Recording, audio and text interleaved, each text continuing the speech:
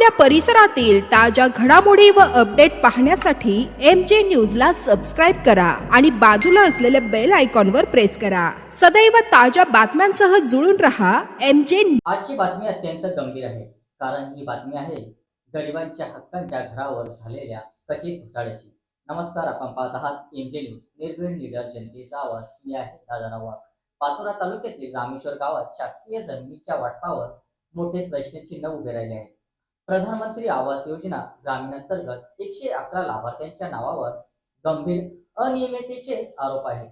रामेश्वर तालुका पाचोरा जिल्हा जळगाव येथील गट क्रमांक 69 मधील शासकीय जमिनीच्या वाटपात मोठ्या प्रमाणावर नियमबाह्य प्रक्रिया झाल्याचा आदेश समोर आला आहे। दस्तऐवजानुसार प्रधानमंत्री आवास योजना ग्रामीण अंतर्गत 111 लाभार्थ्यांना लाभ देताना जमिनीची मालकी 7/12 उताराप्रमाणे ग्रामसभा ठराव आणि पात्रतेबाबत गंभीर विसंगती आढळून आल्या आहेत। काही प्रकरणात लाभार्थी अपात्र असतानाही लाभ देण्यात आल्याचा संशय आहे, तर काही ठिकाणी ग्रामपंचायत, तहसील आणि इतर संबंधित कार्यालयातील अधिकारी कर्मचाऱ्यांच्या भूमिकेवरील प्रश्न उपस्थित होत आहेत। या प्रकरणात अधिकारांचा गैरवापर आणि प्रक्रियात्मक घोटाळा झाल्याचा आरोप केला जात आहे।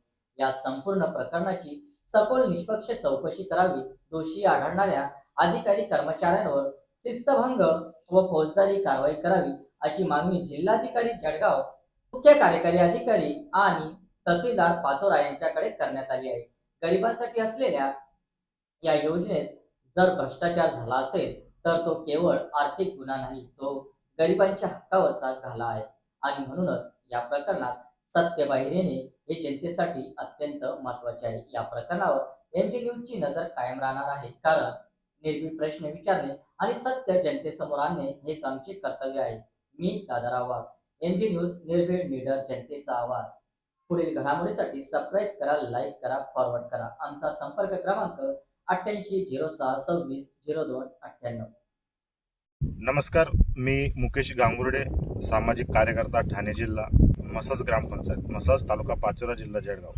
मसस ग्रामपंचायतने मससमधील काही लोकांना रामेश्वर शिवारातील गट क्रमांक 69 येथील शासकीय जमीन त्यांना राहण्यासाठी घरकुल या माध्यमातून दिलेला आहे।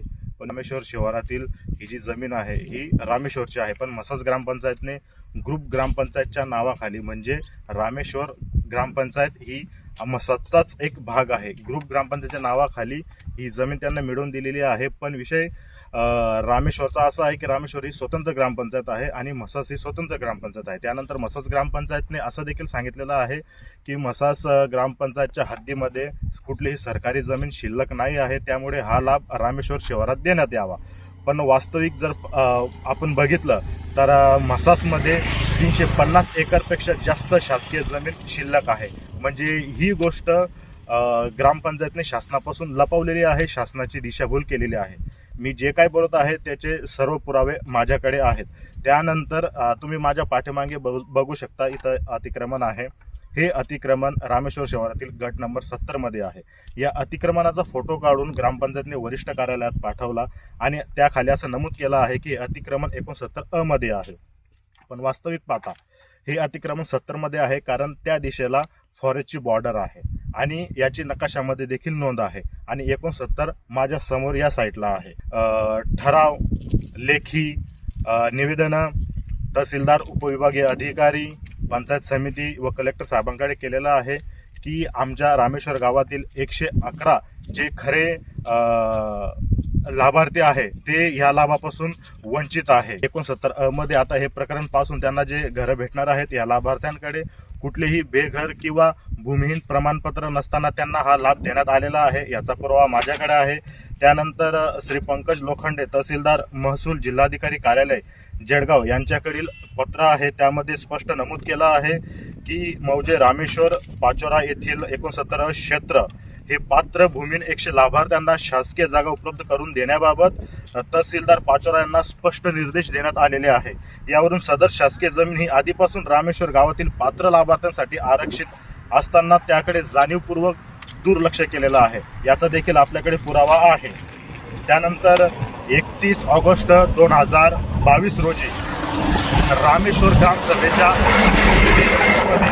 रामेश्वर हे संपूर्ण बंजारा समाजाचे गाव असून गावठाण उपलब्ध नसल्यामुळे मंजूर 111 घरकुलांसाठी शासकीय जमीन गट नंबर 69 येथे जागा देण्याचा प्रस्ताव मंजूर करण्यात आलेला असतानाही रामेश्वर गावाला घरकुलाचा लाभ न देता दुसऱ्या मसाज गावाला ग्रुप ग्रामपंचायतच्या नावाखाली सदर शासकीय जमीन वापरणे ही जाणीवपूर्वक शासनाची दिशाभूल व गंभीर गैरव्यवहार हा मसाज ग्रामपंचायतीने केलेला आहे.